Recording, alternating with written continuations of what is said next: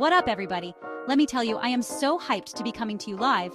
Okay, maybe not live, but you know what I mean. From Brussels, Belgium. This city is absolutely off the hook. We're talking stunning architecture, delicious food, hello waffles, and vibes for days. Get ready to have your minds blown because we're about to embark on an epic adventure to the top 5 places you have to visit when you touch down in Brussels. So buckle up, smash that like button for good luck, and let's get this show on the road. Okay, first up on our Brussels hit list is none other than the Grand Place. And guys, this place is the definition of extra. Imagine stepping into a scene that feels like it's been plucked straight out of a storybook. We're talking a UNESCO World Heritage Site that's straight out of a fairy tale. The architecture here is so intricate and detailed, it's like each building is trying to outdo the next. Picture this: cobblestone streets that have been walked on for centuries, buildings dripping in gold, and an energy that's absolutely electric, especially during events and festivals. The atmosphere is so vibrant, it's almost like the air itself is buzzing with excitement. You can literally feel the history, like every brick has a story to tell. Each corner you turn, you're greeted with a new piece of the past, seamlessly blending with the present. And don't even get me started on the flower market. The colors are so vibrant, they'd make a rainbow jealous. The market is a feast for the senses, with the sweet fragrance of flowers filling the air and the sight of countless blooms in every shade imaginable. Trust me, you're going to want to have your cameras fully charged for this one because every angle is a postcard moment. Whether you're capturing the grandiose buildings or the lively street scenes, every shot is Instagram-worthy. And if you think it's stunning during the day, just wait until you see it at night. The entire square lights up, casting a magical glow that makes the whole place look even more enchanting. The illuminated buildings create a breathtaking backdrop for an evening stroll. Don't forget to take a break at one of the many charming cafes lining the square. Enjoy a cup of Belgian coffee or indulge in some local cuisine while soaking in the view. The outdoor seating areas are perfect for people watching and just taking in the ambiance. And speaking of ambiance, the Grand Place is often filled with street performers and live music, adding to the lively and festive atmosphere. From classical musicians to modern artists, there's always something to entertain you. For those who want to dive deeper into the history, there are plenty of guided tours available. These tours offer fascinating insights into the stories behind the buildings and the events that have shaped this iconic square. And for the ultimate view, don't miss the chance to see the Grand Place from above. Whether it's a panoramic view from a nearby rooftop or a drone shot capturing the entire square, the perspective is simply awe-inspiring. Depending on the time of year, you might also get to experience the Grand Place decked out in seasonal decorations. The Christmas market, in particular, is a sight to behold, with twinkling lights and festive stalls creating a winter wonderland. And of course, no visit would be complete without picking up a few souvenirs. The local artisans and shops offer a variety of handmade crafts and unique items that make perfect mementos of your trip. As the day comes to an end, make sure to catch the sunset over the Grand Place. The sky transforms into a canvas of colors, providing a stunning backdrop to this already picturesque location. It's the perfect way to wrap up your visit and reflect on the beauty and history of this incredible place. So there you have it, the Grand Place in Brussels, a destination that's sure to leave you shook and wanting more. Whether you're a history buff, a photography enthusiast, or just someone looking to experience the magic of Brussels, this iconic square has something for everyone. Get ready to be amazed. Next stop, we're blasting off to the future. Well, kinda. Get ready to be amazed by the Atomium, this gigantic structure that looks like a spaceship landed right in the middle of Brussels. But hold up, it gets even cooler. This bad boy is actually a museum. You can journey through these giant spheres, each one with its own unique exhibition. And the best part? The panoramic view from the top is seriously mind-blowing. We're talking 360-degree views of the entire city. It's the perfect spot to get that Insta-worthy shot and make all your followers crazy jealous.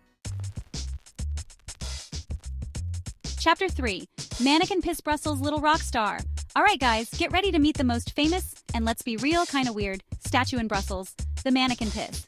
This little dude is, well, a little dude peeing into a fountain. But don't let his size fool you, he's a big deal around here. I know, it sounds strange, but trust me, it's hilarious. People from all over the world come to see this cheeky little statue, and their reactions are priceless. Plus, there's a whole legend behind it, but I'm not gonna spoil the surprise.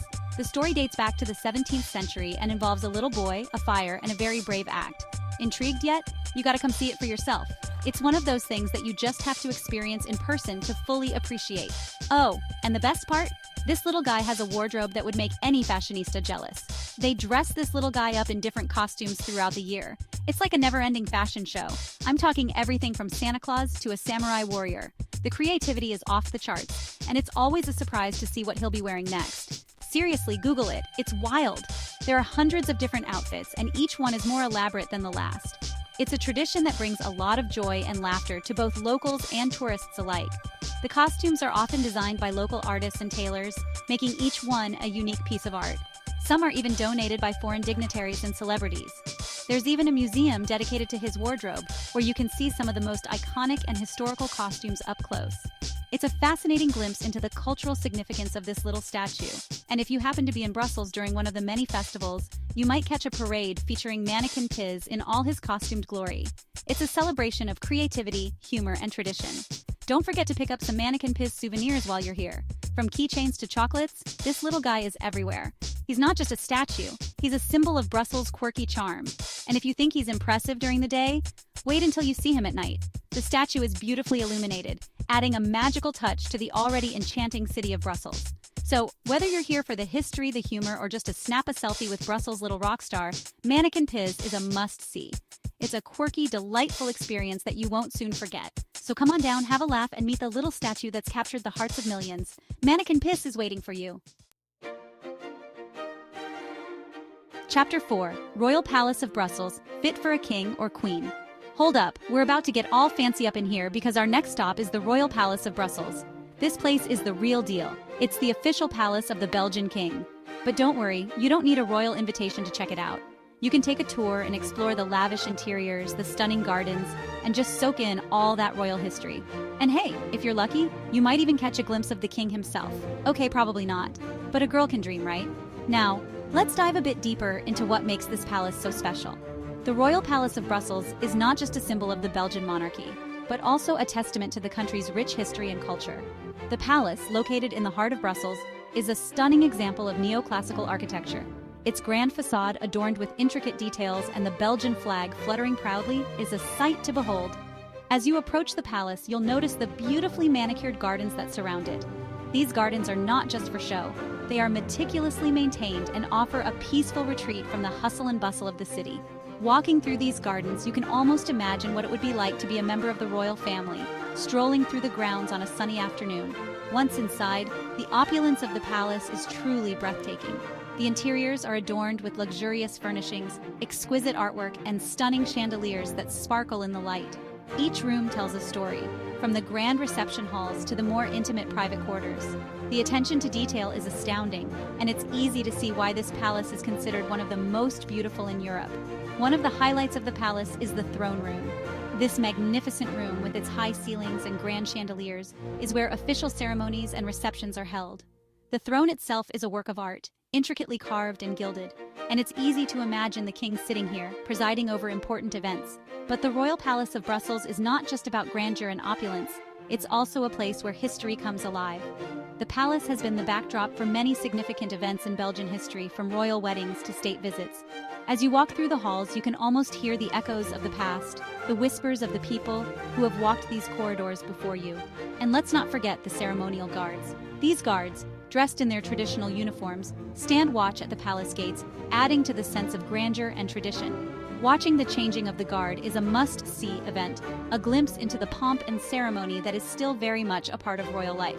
So, whether you're a history buff, an architecture enthusiast, or just someone who loves a bit of royal glamour, the Royal Palace of Brussels is a must-visit.